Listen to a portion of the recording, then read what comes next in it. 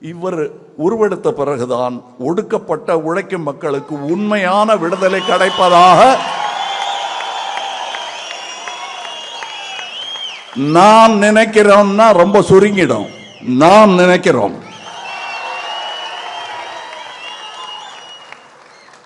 அத நான் சிதம்பரம்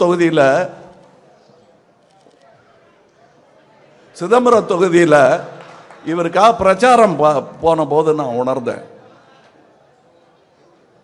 யூனிஃபார்ம் போட்டுக்கிட்டு நின்ன போலீஸ்காரன் கண்ணில் தண்ணி வருதுங்க.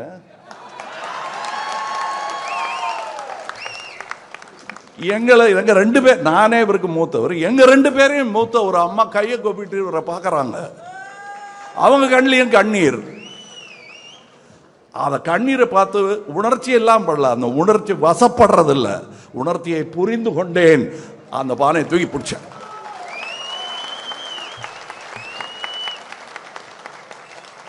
அதில் பொங்கல் நடத்த வேண்டும்,